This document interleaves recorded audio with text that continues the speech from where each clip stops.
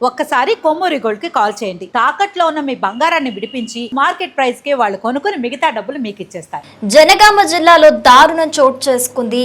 భర్త ఎఫ్ఐఆర్ గురించి భార్య నిలదీసినందుకు చాలా కర్కశంగా ప్రవర్తించి భార్య కాళ్ళు చేతులు కూడా విరిచేసి ఇంట్లోని 2 పిల్లల్ని తీసుకొని పరారైపోయాడు భర్త.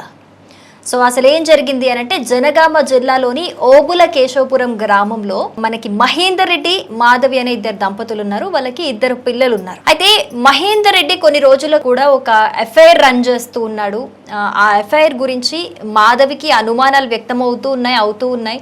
తరచూ వీళ్ళకి దీని గురించి గొడవలు అవుతూ ఉండేవట. అయితే రీసెంట్గా మాధవి ఆ ఎఫ్ఐఆర్ కి సంబంధించి గట్టిగానే భర్తని మహేందర్ రెడ్డి నిలదీసేసరికి అది అస్సలు నచ్చని మహేందర్ రెడ్డి భార్యతోని గొడవపడి ఎంతో కర్కశంగా ఒక మృగంలా ప్రవర్తించి బ్యాట్ దొరికితే బ్యాట్, సుత్తి దొరికితే సుత్తి, కట్టె దొరికితే కట్టె, ఏది దొరికితే అది దాంతోని ఆమెపై దాడి చేసి అతి కిరాతకంగా కాళ్ళు చేతులు కూడా విరిచేసి ఆమెని చాలా హింసించి లిటరల్లీ అసలు చంపడం ఒకటే తక్కువైంది. అక్కడ అంత దాడి చేసి గొడవ పెట్టుకొని అక్కడి నుంచి పిల్లల్ని తీసుకొని పారిపోయాడట. సో దీనికి సంబంధించి మాధవి జనగామ పోలీసులను అయితే ఆశ్రయించారు. నాకు ఏ విధంగా అయినా సరే న్యాయం జరగాలి సార్ అని చెప్పేసి వేడుకుంటున్న పరిస్థితి అయితే కనిపిస్తోంది. అయితే మనం ఇక్కడ ఒక విషయాన్ని గమనించాలి. ఆ గొడవ జరుగుతున్నప్పుడు అక్కడ మహేందర్ రెడ్డి ఫ్రెండ్స్ కావచ్చు, స్థానికులు కావచ్చు, వీడియో తీస్తున్నారు తప్పితే మాధవిపై జరుగుతున్న దాడిని ఎవరు కూడా అడ్డుకోలేదు. చూడండి, అసలు ఈ రోజుల్లో మానవత్వం బతికే ఉందా అనిపిస్తోంది. ఒక గొడవ జరుగుతుంటే, ఇప్పుడు మన పరిసర ప్రాంతాల్లోనే ఒక గొడవ జరుగుతుంది అనుకుందాం. వైఫ్ అండ్ హస్బెండ్ సరే, భార్యాభర్తలు కొట్టుకుంటారు, గొడవ పడతారు, వాళ్ళ మధ్యలో ఎవరు దూరకూడదని పెద్దలు చెప్తుంటారు, మాట్లాడతారు సరే. కానీ మరి ఒక మనిషిని చంపే ప్రయత్నం చేస్తుంటే, చంపడం ఒక్కటే తక్కువైంది, అంత హింసకు గురి చేస్తుంటే ఆపకుండా ఉండడం కూడా ఒక మానవత్వమా? ఎటెళ్ళిపోతుంది ఈ సమాజం? ఆపాలి కదా. వీడియోలు తీయడం ఏంటి? మాధవి అనే భార్య కాళ్ళు చేతులు విరిచేసి అక్కడ పడిపోతే ఏడుస్తూ అన్కాన్షియస్ అయి పడిపోతే ఆ చుట్టుపక్కల ఎవరో నేబర్స్ వచ్చి హెల్ప్ చేసి హాస్పిటల్కి తీసుకెళ్లారు. అసలు ఎంత ఘోరంగా ఉందంటే పరిస్థితి. ఒక సమాజంలో భార్యాభర్తలు అందరికీ కనిపించే విధంగానే భార్యని హింస గురి చేస్తుంటే కూడా పట్టించుకొని జనాల మధ్య బతుకుతున్నాం మనం.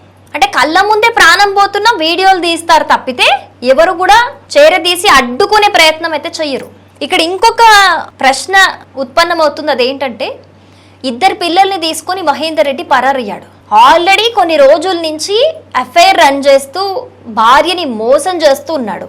ఇలాంటి ఒక మోసగాడు ప్రశ్నించినందుకు భార్యనే చంపాలనుకునే ఒక రాక్షసుడు 2 పిల్లల్ని తీసుకొని పరారయ్యాడంటే అసలు ఆ పిల్లల పరిస్థితి ఏంటి?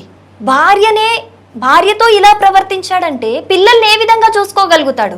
రేపు పిల్లల పరిస్థితి ఏంటి? ఏ విధంగా పిల్లలు ఆ మహేందర్ దగ్గర సురక్షితంగా ఉండగలుగుతారు? ఇదే ఇప్పుడు అసలు ప్రశ్న. సరే, మాధవికి న్యాయం చేయడం పక్కన పెడితే బంగారాల లాంటి 2 పిల్లల భవిష్యత్తు ఉంది ఇక్కడ. ఆ భవిష్యత్తు పరిస్థితి ఏంటి? ఇలాంటి రాక్షసుడి చేతిలో ఉంటే వాళ్ళు ఏం నేర్చుకుంటారు? రేపు వాళ్ళ భవిష్యత్తు ఏంటి? వాళ్ళని కూడా ఏదైనా చెయ్యడానికి గ్యారంటీ ఏంటి? అందుకోసమైనా సరే ఖచ్చితంగా మాధవికి న్యాయం జరగాలి. వాడి మీద ఖచ్చితంగా యాక్షన్ తీసుకోవాలి. అయినా ఇంట్లో నుంచి ఏదో భార్య మీద దాడి చేసి పిల్లల్ని ఎత్తుకొని పారిపోతే ఎక్కడికని పారిపోతాడు? ఒక ఎఫ్ఐఆర్ రన్ చేస్తూ భార్యని మోసం చేసిన ఒక మృగానికే పారిపోయే అన్ని తెలివితేటలుంటే వాడిని పట్టుకునే పోలీసులకు ఎన్ని తెలివితేటలు ఉండాలి? ఎక్కడికని పారిపోతాడు? ఎన్ని రోజులని పారిపోతాడు? ఎన్ని రోజులని దాక్కుంటాడు? వాడు దాక్కోగలుగుతాడేమో. పిల్లలున్నారు కదా, పిల్లల కోసమైనా సరే ఖచ్చితంగా మాధవికి న్యాయం జరగాల్సిందే. ఆ రాక్షసుడి దగ్గర పిల్లలు ఉండటం ఏ మాత్రం కూడా సేఫ్ కాదు. సో దీనికి సంబంధించి కేసు నమోదు చేశారు పోలీసులు. ఇన్వెస్టిగేషన్ కూడా స్టార్ట్ చేశారు. త్వరితగతిన దీన్ని సాల్వ్ చేస్తాం, వాడిని పట్టుకొస్తామని కూడా చెప్తూ ఉన్నారు. ఏదేమైనా సరే ఖచ్చితంగా మాధవికి న్యాయం జరగాలి. ఆ పిల్లల భవిష్యత్తు కూడా బాగుండాలని మనమందరం కూడా కోరుకుందాం.